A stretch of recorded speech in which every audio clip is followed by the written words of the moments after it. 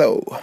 In this video, I'm going to be analysing one of my favourite songs, Icarus Lives, a song by the progressive metal band Periphery off their 2010 self-titled album.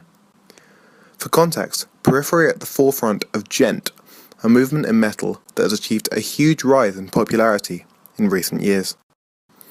Djent, which started out as an onomatopoeic term for the percussive sound of a palm-muted power chord on guitar, has arguably become a name for a subgenre of progressive metal, differentiating heavier, more groove and rhythm-orientated progressive metal from more prog rock-influenced 20-minute song-making acts such as Dream Theater.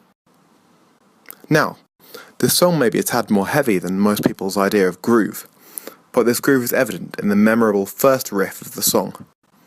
Opening with the metal cliché of a weak-sounding solo guitar playing the riff an octave up before the whole band comes in,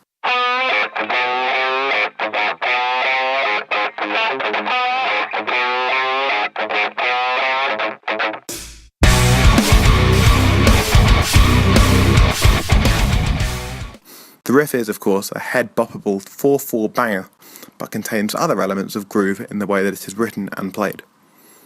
This riff contains both minor and major thirds. A notable element of the riff is a semitone bend from the minor third to the major, and with this riff also containing the root of G sharp and a flat second of A, it means the riff is played in what is essentially an extreme G sharp blues scale. However, this is not the only bend in the riff. I've written it out here in Guitar Pro, showing notation and guitar tablature in order to accurately display the bends. In addition to that semitone bend on the first note of the riff, the fourth and fifth notes of the riff also contain minor bends. Try and play this riff on guitar without these bends and you will lose some of the, as I've been saying, groove. Now that opening riff doesn't contain much in the way of harmony, as all the instruments are playing the same thing. The harmony starts in the verse, where the vocals come in. I'll go through the melodic elements in this verse to show how the different parts interact. As a side note, I'll be using clips from an instrumental version of the song whenever I'm focusing on an instrumental part. First of all, there's a descending clean guitar arpeggio in G sharp harmonic minor.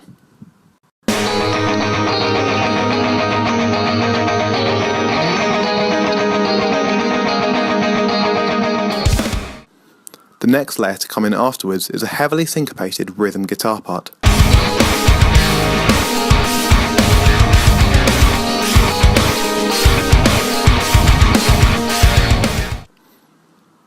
Then, on top of all of that, you've got the vocals.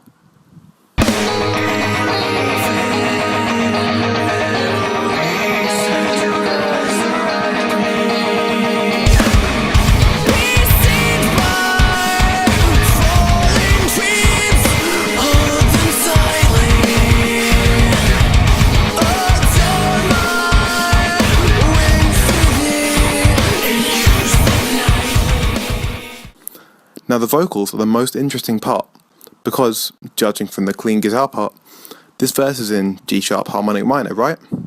However, the vocals contain many notes outside of the scale. I've written this out in Finale. First you've got an F sharp, that's a minor seventh, then an E sharp, a major sixth, then a D, which is a sharpened fourth. The harmony that these notes form with guitar parts playing in a scale that do not contain them creates a tense texture, somewhat Eastern you could even say, due to all of these accidentals. Another harmony-related thing I want to note in this verse is the recurrent implication of a certain chord, G sharp minor major 7.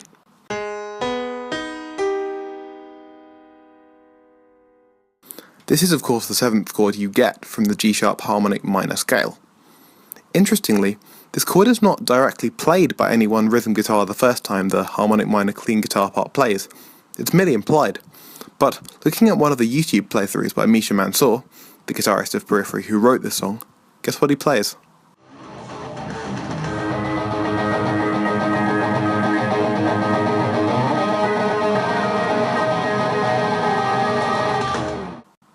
So, this implied minor major 7th chord was definitely intentional. And you can see why, because this chord also adds tension, just like all of the vocal accidentals.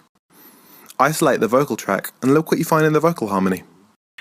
Besieged by falling dreams Hold them tightly. Again, it's that F double sharp, which forms that minor major 7th chord with the normal minor triad. Next comes the bridge. The clean vocal section in the bridge shows an interesting use for harmony in recordings, not actually changing the musical chordal content of a song, but merely the listening texture of the vocals. What I'm referring to, if we isolate the vocal track again, is using heavy pitch correction on harmonies to create a thick, somewhat artificial texture. I'm neither angel nor a demon spawn. Even on Periphery's second album, where the vocalist Spencer insisted on using no pitch correction on lead vocals, they still admitted to purposely using heavy pitch correction on vocal harmonies to create that exact effect.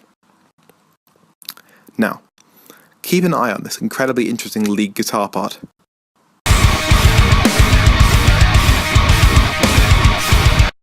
I'm not joking, here's the second half.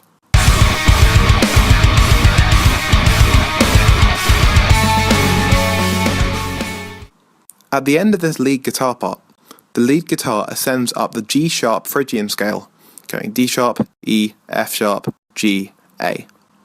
The reason this is vital is because by the time it hits A, the song was modulated down a tone into F sharp minor, which A is the minor third of, which allows for a very smooth transition into this new modulated key, which in my opinion was a very clever idea musically. This leads into my favourite part of this song, and the last section that I will analyse in detail. First comes the chorus, which, upon inspection of the vocal track, is aided in the creation of some warm, thick textures with overlaid harmonised vocal R's. Hear temptation, take the sky for all to see. Sheer elation. Having modulated down to F sharp minor for this chorus, the song now wants to return back up a tone, and does so brilliantly, as the song word history goes C sharp, B, B sharp.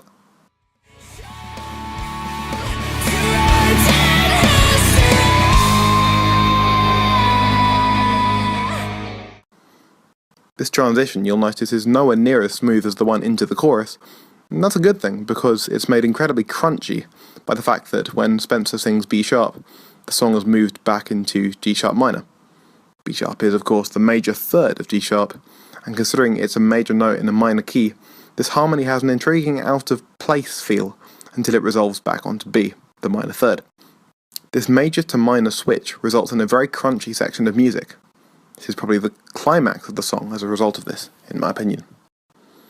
I feel like I should end this presentation by saying that Misha Mansour, the guy who wrote this song and plays guitar for Periphery, plays completely by ear. He says he doesn't know theory at all, and yet he unknowingly, or maybe I should say knowingly, wrote all of the amazing harmonic content in this song just by ear. As I mentioned, this song was officially released in 2010 on Periphery's self-titled debut album. However, various incarnations of the song exist back from 2006, initially as an instrumental, and then with a few different vocalists, as the Periphery project began to gather steam online. That playthrough video that I showed a few seconds of was from 2008, and I found a YouTube comment saying, "Proof that without any formal musical training, back in 2008 Misha has an amazing natural sense of rhythm, intervals and songwriting ability."